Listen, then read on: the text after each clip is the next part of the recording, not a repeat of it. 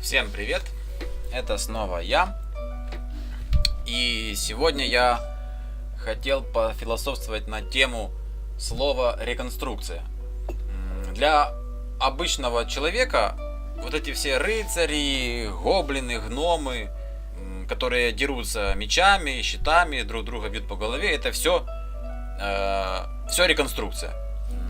Но участники этого движения очень сильно разделяют свое сообщество на подклассы. Есть реконструкторы, есть бойцы, есть толкинисты, может тут что-то еще есть, я не знаю. Но в основном 3 категории есть. Реконструкторы считают, что нужно восстанавливать доспехи очень точно, очень правильно по геометрии, в соответствии с регионом, с одеждой, которую надевает участник этого движения. Ну, понятное дело, что на фестивале.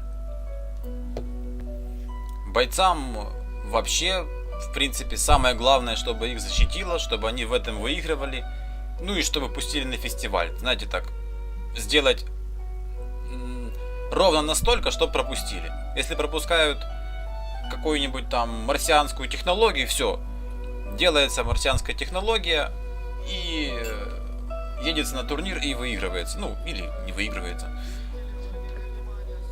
Толкинистам вообще пофиг и на тех, и на тех. Они играют свою игру, им интересно, они там эльфы, маги, они отдыхают в лесу, и приятно проводят время. И не понимают, почему на них смотрят реконструкторы с презрением, бойцы тоже с презрением. Так вот, решил я залезть в интернет и поискать, что же на самом деле такое реконструкция. Вот, зашел я на ту же Википедию. Реконструкция. Тут есть 8 пунктов, что же такое, что означает это слово. И историческая реконструкция, воссоздание материальной и духовной культуры той или иной исторической эпохи и региона. То есть ничего не сказано, что там доспех должен быть сделан с погрешностью в 5 мм. Или комплект, который вы одеваете, должен иметь временной разброс не больше 15 лет. Просто воссоздание материальной культуры. Как же понять, вот шлем, этот шлем это реконструкция или жесткий габулизм? Мы, понятно, его оцениваем с точки зрения схожести и красивости на глаз. Каждый это оценивает по-своему. Для одного человека хватает, чтобы просто были детальки похожими, и количество деталек было такое же, как на оригинале, а то, что там разница там в 5 мм или 1,5 мм, для него он не видит этого. Или там разница в 5 мм или в 15 мм. Для другого человека вообще, если он увидел, что там где-то какая-то рысочка не так сделана, все, уже надо забраковать, нужно сказать, что это не реконструкция, это все говно, габулизм и все, выкинуть. Не реконструкция, все. То есть в нашем движении слово реконструкция приняло новый смысл. И хотелось бы понять, где же границы этого термина историческая реконструкция вот в понимании именно реконструкторов. Потому что людей много, люди понимают по-разному, появляются различные тролли, которые только и занимаются тем, что в интернете флудят на тему, что вот где-то нашли чью-то работу, и нужно же написать, что говно, что не так, не эдак и неправильно все. Точного определения я нигде не видел. Есть определенный контингент людей, которые задают основной тон вот этой всей, вот этого подкласса реконструкторы, где-либо прописанных условий, чтобы данная вещь являлась реконструкцией, я не видел пока. Может, кто знает, покажите. Но вот этот вот подкласс реконструкторы как раз и толкает на повышение качества доспехов, чтобы все участники этого движения выглядели по-взрослому, по-нормальному. Потому что если вспомнить, как выглядели ребята там лет 20 назад, ну не 20, там, в начале 2000-х годов, ну это же страх и ужас. Взрослые люди не должны такого делать, они не должны так выглядеть и заниматься такой чепухой. То, как выглядит сейчас доспех, вот средний доспех, да, который там можно встретить на фестивалях, на каких-либо турнирах, это же небо и земля по сравнению с 2000-ми годами. Именно вот такие дотошные реконструкторы, которых никто не любит, ну, кроме их не любят бойцы и толкинисты, игрочки. Потому что они всех задолбывают вот этой своей фигней, типа, вот это вот неправильно, здесь неправильный изгиб, а это не салит, это вообще говно у вас. Но ихнее мнение основано на чем-то, да, на средневековых артефактах, и вот этой своей критикой они заставляют поднимать качество доспешных мастерских, качество костюмов, которые собирают участники средневекового движения. Но где-то же, наверное, есть определенные рамки. Например, сделали мы уже, например, шлем полностью с правильной геометрией.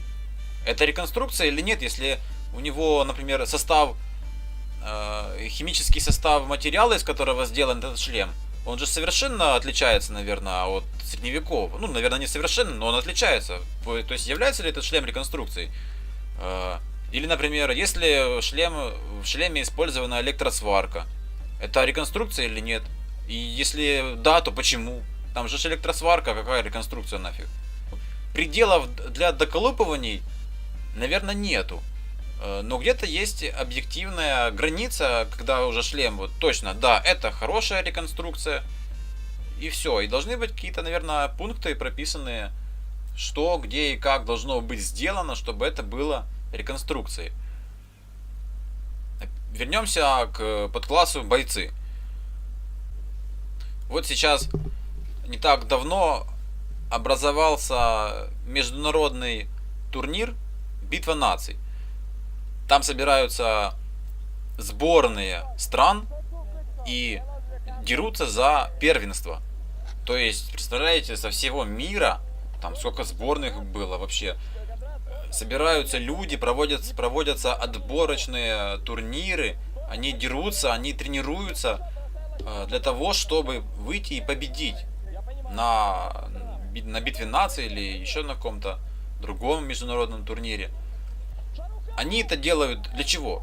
У каждого свои могут быть причины, но в основном для того, чтобы показать, какой ты мужик.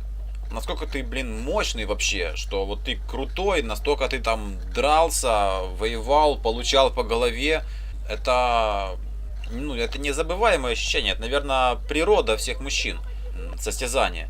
Это то, ради чего боец дерется для себя. Это для него важно, в первую очередь. Но есть еще вторая сторона, как зрители. Для себя эти бойцы могут делать что угодно и где угодно, но это не будет развиваться. Развиваться это движение будет только тогда, когда будут зрители, которые будут иметь желание увидеть это. И, возможно, даже заплатить деньги за то, чтобы посмотреть, как какие-нибудь чемпионы мира сражаются за титул щит-меч Европы или щит-меч вселенной, не знаю. Тут ключевым пунктом будут, наверное, зрители. Если они хотят видеть это, они будут платить и будут на это смотреть.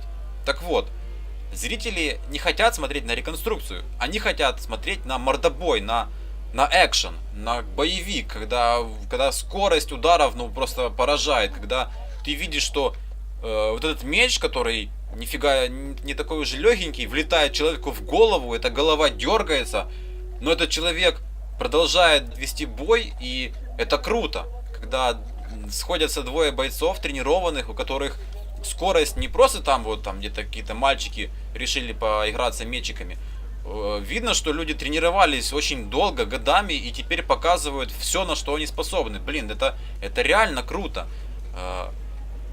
Зрители не будут смотреть, как там письками меряются реконструкторы, у кого там правильная заклепка, а у кого там сшитое вручную нижнее белье.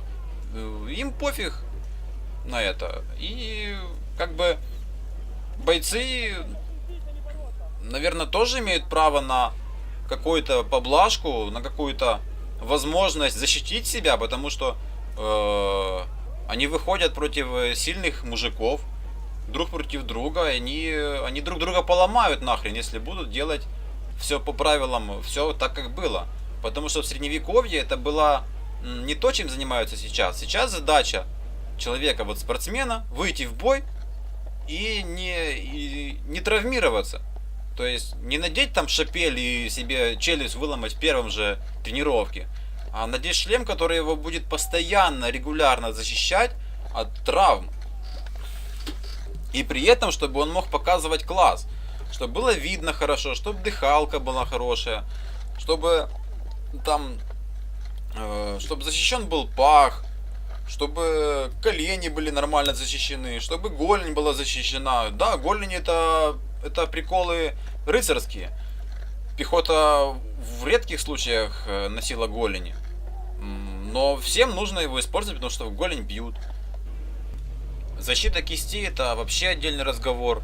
Например, в 14 веке были вот эти песочные часики с пальчиками. Ну реально, взять любого бойца, он вам эти пальчики вместе с этими чешуйками вгонит в кости. Вот если ударит туда, то это будет жопа. Нормальная, адекватная вот средневековая рукавицы, которая будет давать хорошую амплитуду движений, не было. Да, были рукавицы, в которых нормально можно воевать двуручным оружием. Там алебарды какой-нибудь. С длинной крагой такие, но они не подходят для одноручное оружие. Потому что то, что сейчас делают ребята, как они дерутся, какие приемы сейчас используют, наверное, в Средневековье по-другому дрались. Я уверен, что они по-другому там воевали. Это была их война. У нас сейчас это всего лишь развлечение, это состязание дружеское, это нет задачи убить человека. Потому что в Средневековье вообще вся техника строилась по-другому. Была задача поразить, убить. Значит, если на человеке шлем, зачем его рубить, этот шлем? Очень трудно, практически невозможно мечом прорубить шлем. Зачем туда рубить? Надо бить по горлу, если оно открыто. Если там лицо открыто, нужно колющим ударом тыкать в лицо. Если пах открыт, бить в пах.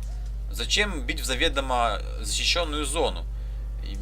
Мне кажется, что весь бой сводился к тому, чтобы ударить в незащищенную зону. И не у всех же людей была возможность защитить себя полностью. Большинство людей, или этих пехоты, или кто там был, кто воевал, у большинства не было доспехов.